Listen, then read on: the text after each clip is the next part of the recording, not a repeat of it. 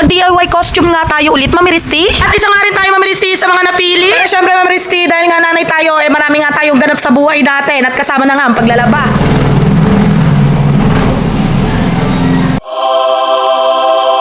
Pagkagising ko nga, Mami Risti, naglaban na nga ako at habang umiikot nga yung washing Mami Risti, nandito nga ako nagtatanggal. Magkalaro nga kami ni Sayon sa kuna, Mami Risti, dahil nga ako ay tinatanaw-tanaw niya. Nayari na nga ako maglaba, Mami Risti, at sa wakas nga mauumpisahan ko na nga yung costume ni Ba. At ito nga yung kaganapan, Mami Risti, habang nga naggagawa ko ng costume ni Ba. Fire! Fire! Minamadali ko na nga yung paggawa ng costume ni Baba Meristi dahil bukas na nga ang ganap. 8 nga nang umagawa, Meristi, ang parada nila para sa kanilang trick or treat. Kaya naman talagang kailangan natin mayari itong pakpak, Meristi.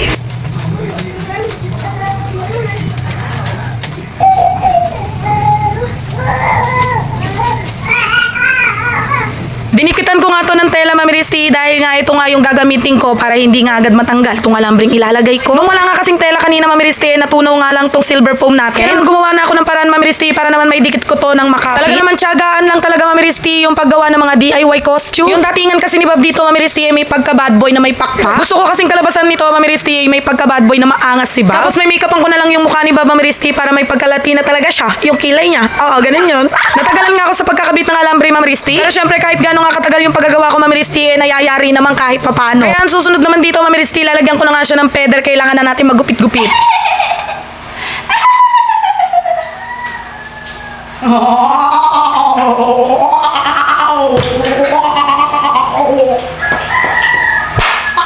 At pumunta nga kami ng bargain, Mami Risti, dahil nga bibili kami ng short at pantas ni Bob para sa kanyang costume. Pagkayari nga namin pumunta sa palengke, Mami Risti, umuwi nga rin kami agad para naman mayari na to ang aking feather na gagawin. Sa umpisa, Mami Risti, nahihirapan nga ako dahil nangangapa-ngapa nga ako kung paano yung gagawin ko. Kung kanina nga na tinatanggal ko sa loob ng silver foam, isa-isa ko nga yun hiwain, Mami Risti, kaya naman natagalan ako. Pero syempre, kahit natagalan ako, Mami Risti, napuno ko talaga yung brown na basket na yan. Sobrang kalat na nga sa bahay, Mami Risti, kaya naman wag nyo nang pansinin yan dahil ako lang din naman na maglilinis niyan. Opo. Mami Risti ka!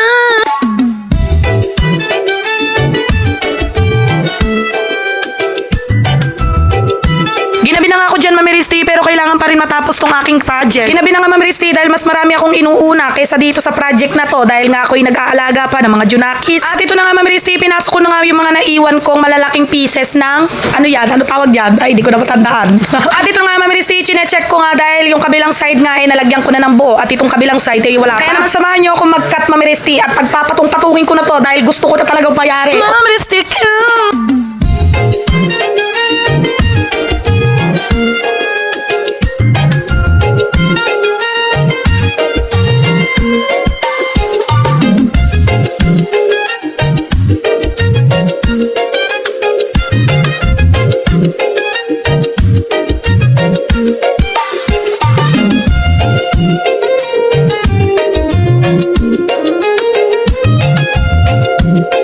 share ko nga lang din sa inyo, Ma'am Risti, kung saan nga pala galing itong silver foam na ginagamit namin. Galing nga ito sa basura, Ma'am Risti, at ni-recycle lang din namin. Syempre, Ma'am Risti, kahit nasa basura yan, kailangan din natin ipagpaalam sa may-ari. Hindi na nga namin kailangan bumili pa ng ganito, Ma'am Risti, dahil nga sa basura ay may pakinabang pa. At ito, tamang flex lang ako, Ma'am Risti. Binihisan ko na nga rin si Bob dyan at tinayusan ko na nga rin. Nalit na nga kami ng gising, Ma'am Risti, dahil alas 2 na nga kami nayari sa paggagawa ng costume ni Bob. At sa wakas nga, Ma'am Risti, natapos ko na nga ayusan si Bob. At kahit talagang nag-away muna kami bago siya ma-makeupan, nayari din naman kami.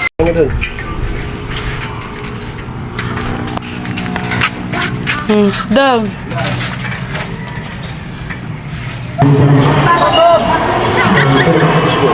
At ito nga, Ma'am Risti, hindi na nga kami nakapagparada dahil sobrang late na nga kami.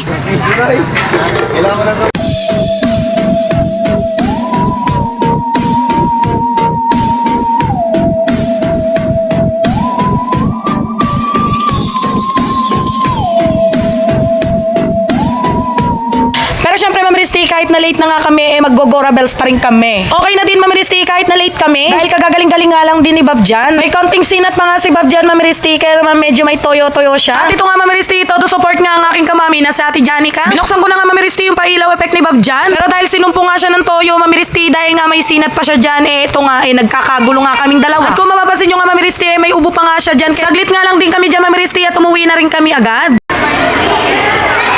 Bilang nanay nga sa mga anak natin, Ma'am Risti, ginagawa natin yung best natin at makakaya natin. Kahit walang pa-premyo at kahit hindi pa tayo mapili, Ma'am Risti, ang importante, ginawa natin yung best natin para sa mga anak natin. Doon pa lang sa nag-effort tayo, Ma'am Risti, at binigyan natin ng oras tong araw na to, sobrang panalong-panalo na talaga tayo. Kaya naman, Ma'am Risti, abangan nyo nga yung part 2 ng aking mini vlog. Ma'am Risti,